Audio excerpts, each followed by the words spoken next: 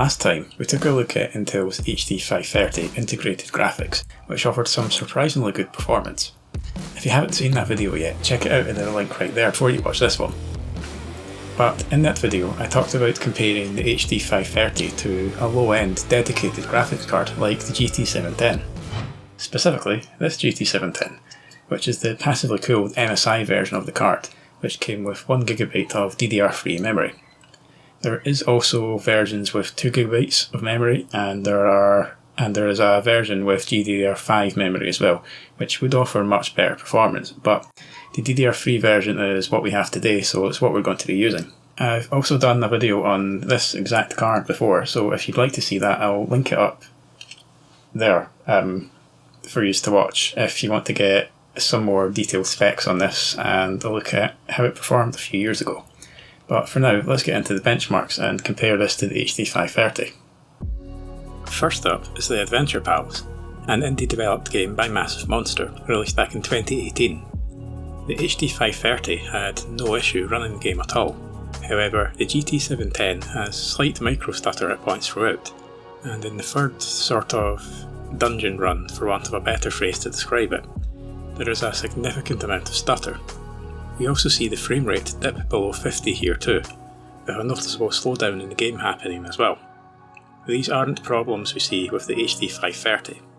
This may well be better with the GDDR5 version of the 710, but for now the 530 has a significant advantage. The original version of Crysis is next up, which saw its PC release back in 2007.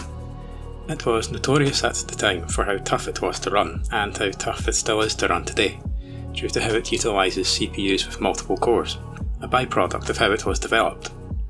The HD 530 had no issues running it at 1080p with very high textures and the rest of the settings on low, other than some occasional stuttering and hitches. The 710 on the other hand performed noticeably worse. While it is playable, there is a fairly noticeable amount of micro-stuttering for the most part, although it manages to be smooth in the least intense areas. FPS can drop to the mid to high 20s at times, and on one occasion, specifically the bit where Prophet is talking to you not long after discovering Jester's body, FPS drops to the low 20s and exhibits very noticeable stuttering. We're definitely starting to see a theme here, and to be honest, I wasn't quite expecting the difference in performance to be this drastic.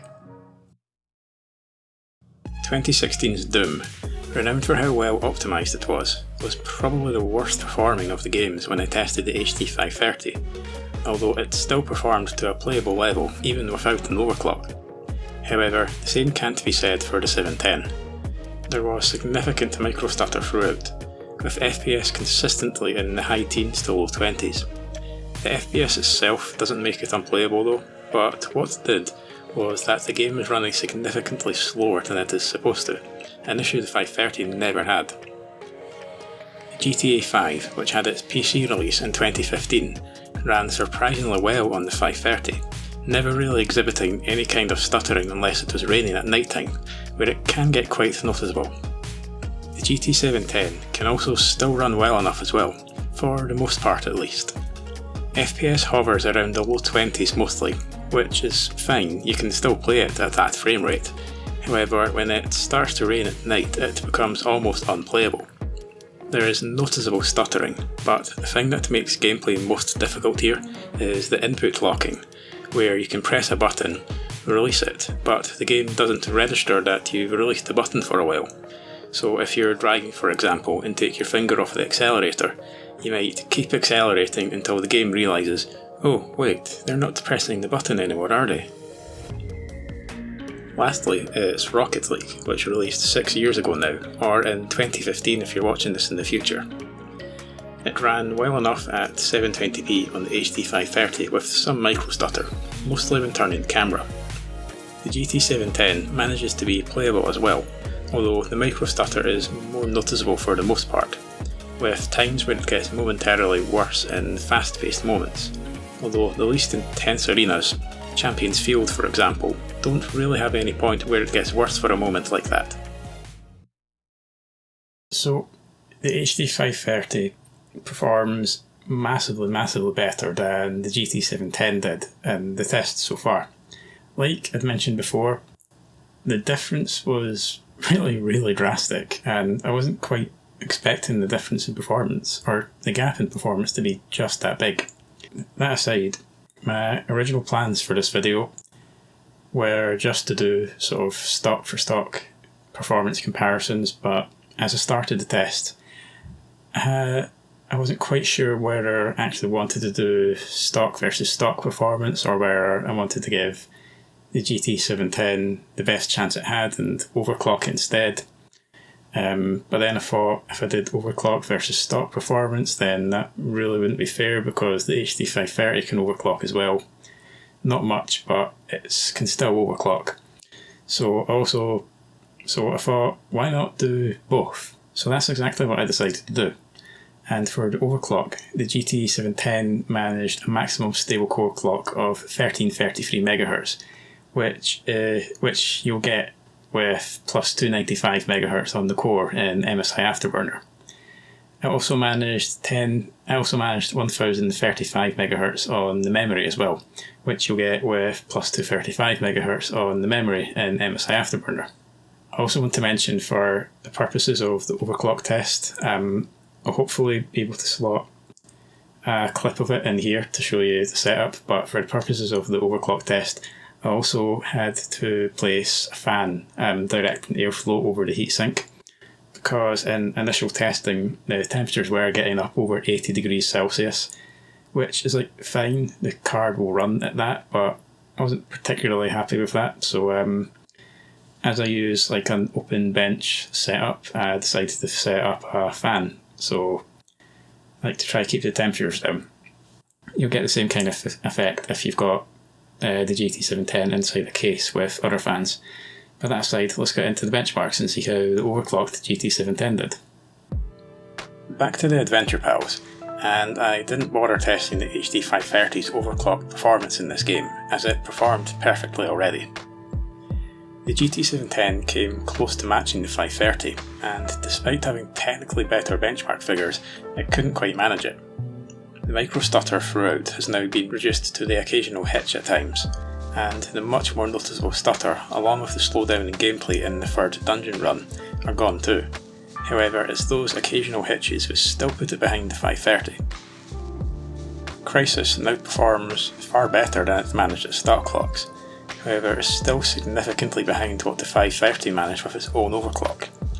There is still some slight micro stuttering throughout, but the worst moment at stock, the bit where you talk to Prophet after Jester's body is discovered, where FPS would drop to the low 20s with noticeable stuttering, is now far better performing, with FPS over 30 and only the aforementioned slight micro stutter still present. One thing I noticed though, which I didn't encounter at stock, but would be true for that too if I had done this, is that being close up to fire, like in this scene here, if I've managed to fit the bit I'm talking about into the video, can cause FPS to drop below 30. Overall, the HD530, even at stock clocks itself, is still far better performing than the GT710. The overclock couldn't rescue Doom 2016 on the GT710. Performance was only marginally better, with it still having the same issues as it had at stock clocks. The game unfortunately remained unplayable, and the HD530 is miles ahead in performance. Saying that though, reducing the resolution would most likely help the GT710 out here. With GTA 5, an update had been forced before I could do the overclocked testing on the 710, so performance may vary from what it would have been before the update, although I wouldn't imagine it to be that different anyway though, if at all. That aside, the 710 isn't all that far behind the HD530 now.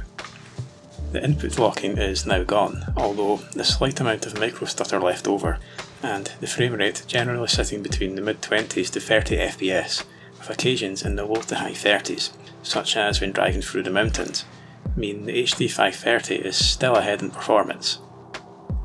And to finish off the tests, it's back to Rocket League.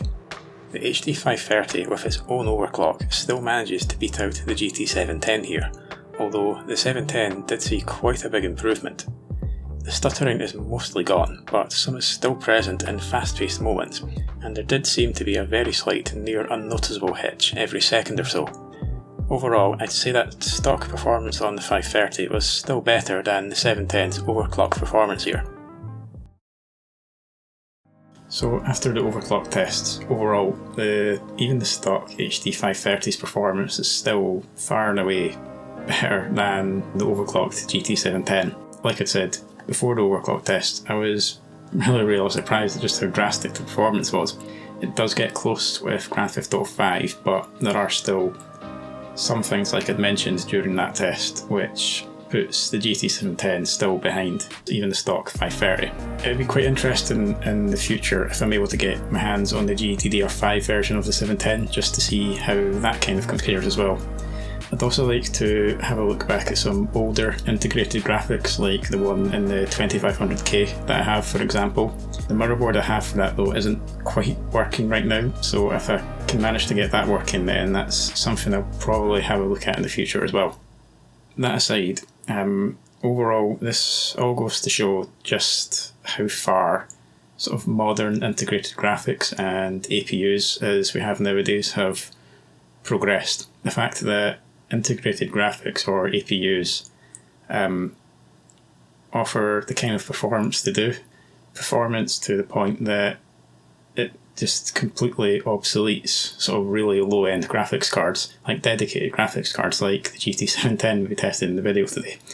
It is quite amazing just how far integrated graphics and APUs have actually progressed. So hopefully you've enjoyed my little look at the GT710 and comparing it to the 530. Now I am filming this particular part before I've done any of the testing, so I have no idea how the GT710 has actually done compared to the 530 at this point. But hopefully it was an interesting video nonetheless. But yeah, I'd like to thank Patreon supporters Shadow in the Void, Matt Sterak and Jimmy the Bantam. You'll also be seeing a list of my other patrons on screen right about now. If you'd also like to support me on Patreon, I'll put a link on there just now to my Patreon. I'm also on Ko-fi as well if you'd like to support me, but not through something like Patreon. A link will also be there as well. I'd also like to take this chance to remind people that I now stream over on Twitch. That link there now too. Every Thursday and Sunday at 7 PM UK time. So thanks again for watching the video and hopefully I'll see you in the next one.